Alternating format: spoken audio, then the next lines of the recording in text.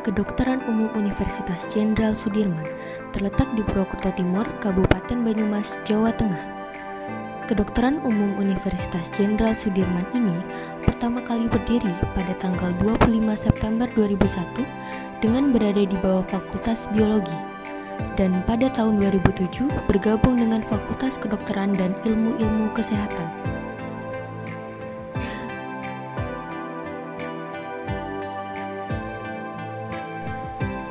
Pada tahun 2014, kedokteran umum pun menjadi berada di bawah Fakultas Kedokteran bersama dengan kedokteran gigi.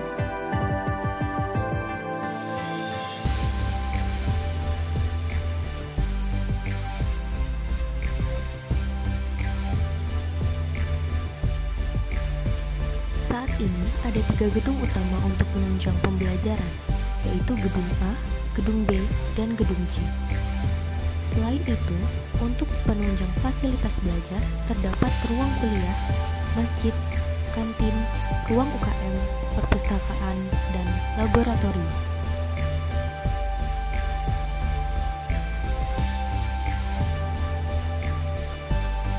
Untuk laboratorium sendiri, terdiri dari laboratorium anatomi, fisiologi, mikrobiologi, histologi, parasitologi, patologi klinik, farmakologi, dan biokimia.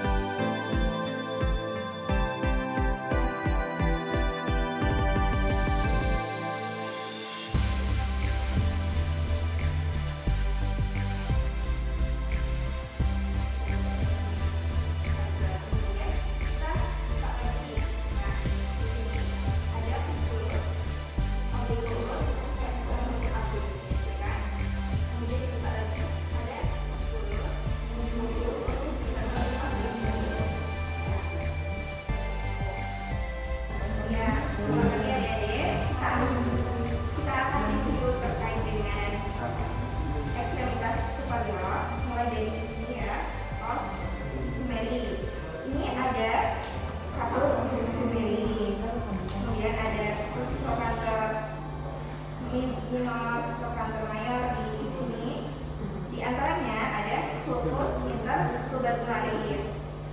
Kemudian kita bergerak ke arah di sini ya, misal ya. Nah, nanti ada di sini di bawah ada yang namanya fossa olecranii, ya. Kemudian nanti ada epicondylus medial dan epicondylus lateral.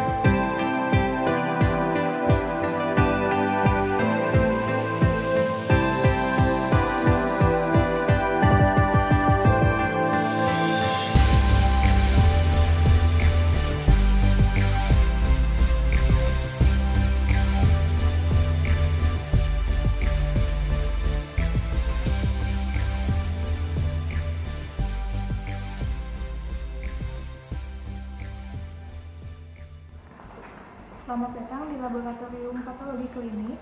Kami dari perwakilan ASDUSPK akan mempraktikkan salah satu pemeriksaan yang dilakukan di LabSA. Pemeriksaan pertama itu pemeriksaan gula darah.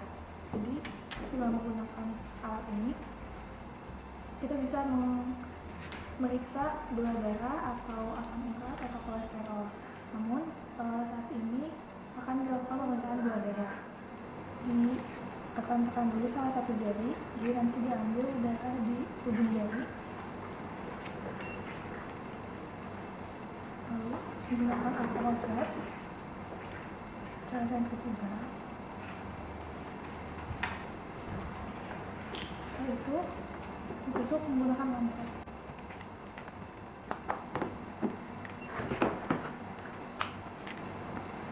Ditusuk di ujungnya. Kemudian dimasukkan. Setelah itu ditunggu.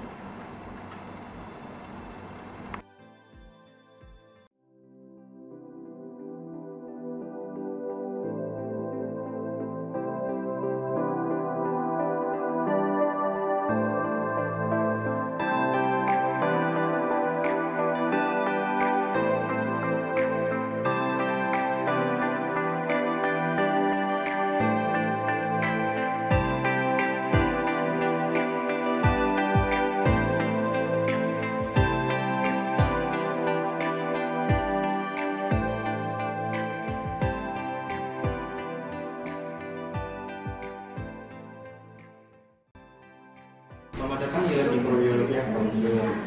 Di lab mikro ini kita akan melakukan berbagai macam praktikum untuk memeriksa atau mengidentifikasi mikroorganisme apa saja yang dapat mengakibatkan penyakit pada manusia atau di kedokteran.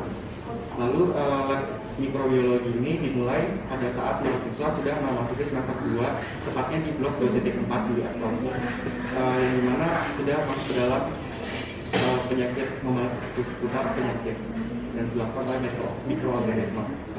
Lalu di lab praktikumnya ini sendiri ada praktikum dari pemeriksaan bakteri, pemeriksaan jamur, pemeriksaan virus dan mikroorganisme lainnya. Tapi yang ada di lab mikrobiologi akron ini kita akan melakukan praktikum bakteri dan jamur saja.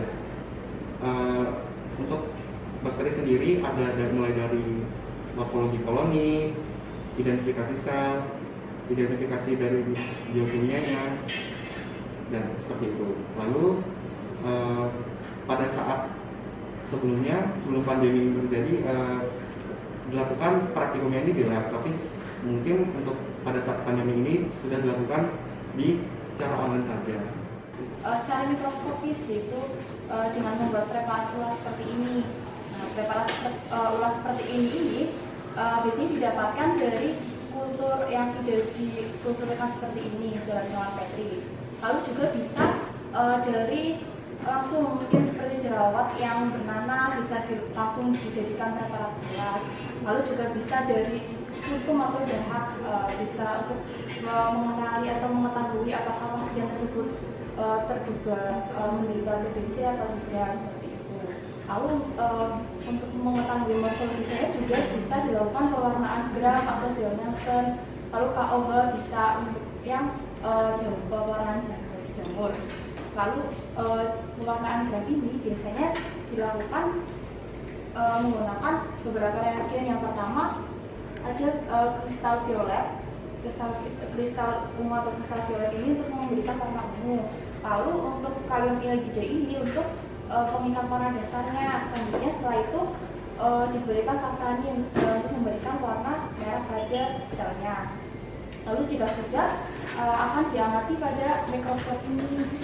Nah, di mikroskop ini juga bisa diidentifikasi mulai dari bentuknya, warnanya seperti itu. Contohnya pada bakteri Escherichia coli ini, untuk bentuknya ini dilihat bentuknya apakah fokus, bulat, ataupun basil atau silinder. Lalu juga warnanya bisa ungu itu menunjukkan gram positif, lalu merah menunjukkan gram negatif. Seperti itu.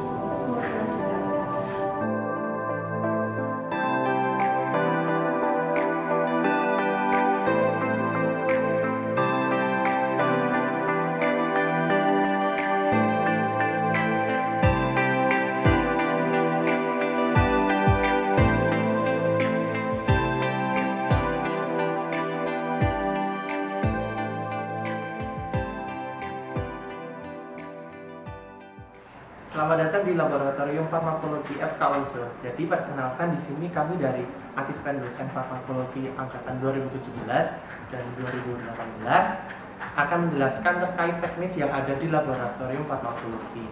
Nah, jadi adik-adik semuanya ketika belajar di Laboratorium Farmakologi itu nanti ketemunya di blok 2.4, blok 3.3, 4.1 dan 4.2. Ya baik, di sini ada beberapa alat dan bahan yang digunakan. Yang pertama itu ada minor set, terus ada di sini ada sonde, terus ada pengacur SSP, yang keempat ada di sini ada spet, dan ada beberapa obat-obatan, serta ada juga kateter, dan ada juga beberapa hewan coba yang kami pakai, ada seperti tikus, lele, katak, dan hewan lainnya. Pertama diambil, kemudian diletakkan ke papan, kemudian jepit leher dengan 2 jari, dan juga jari lainnya itu memegang di bawah tangan depan, kaki depan. Pastikan kaki terfiksasi. Kemudian didirikan tikus. Selanjutnya dilakukan injeksi intramuskular di bagian bawah dengan menggunakan inspirasi. Sudutnya yaitu 90 derajat.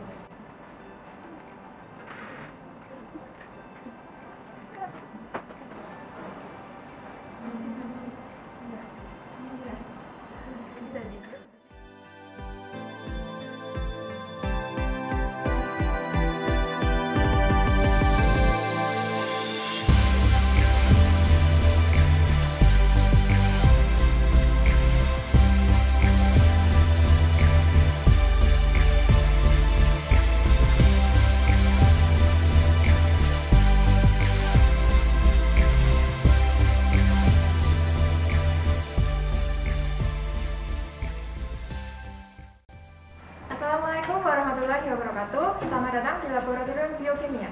Perkenalkan, kami dari Asisten Dosen Biokimia angkatan 2017. Jadi, praktikum biokimia biasanya dilakukan pada blok 1.5 dan 2.2. Sedangkan untuk perkuliahan dapat dilakukan di tiap blok.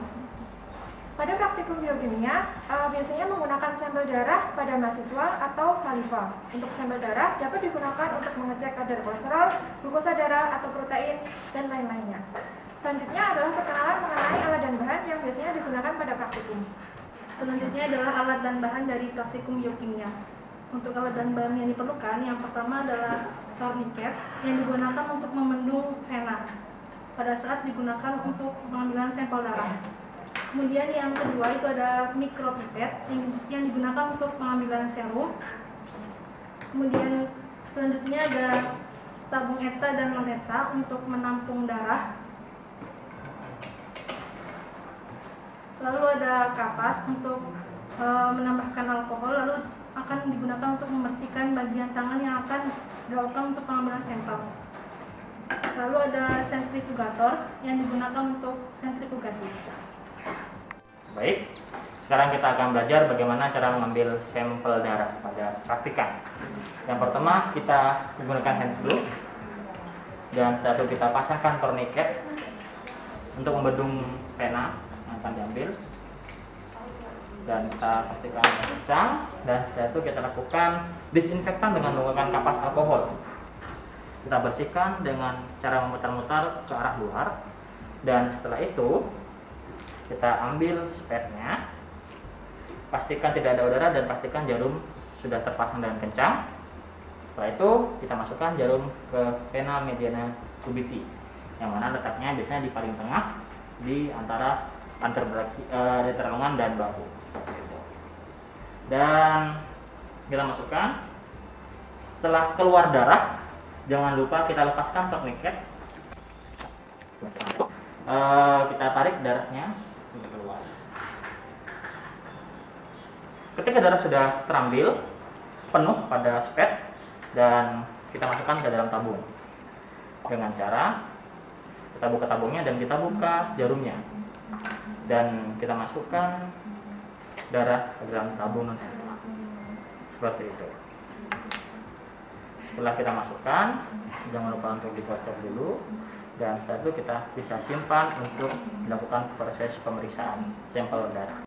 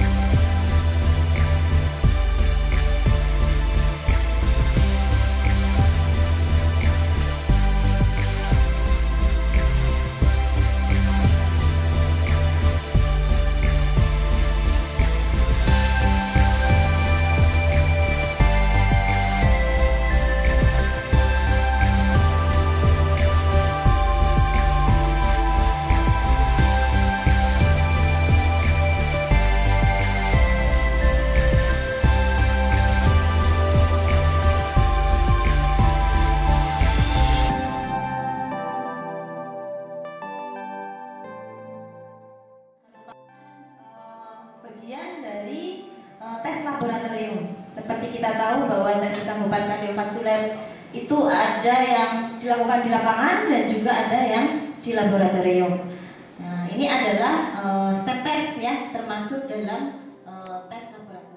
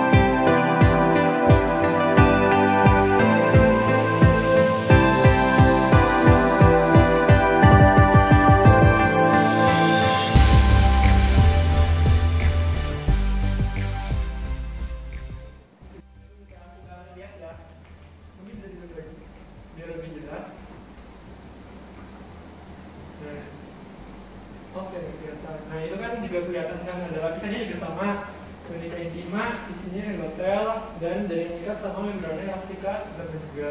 Tapi itu kayak lebih rata gitu kan, dan tadi kan kayak bergelombang gitu, kayak gunungan bukit. Nah ini tuh lebih rata gitu. Terus lebih tipis juga. Benar kamu bisa lihat langsung gabung ke tunika media ini gitu loh. Itu yang merah kan otot kolosnya, jadi langsung gabung gitu.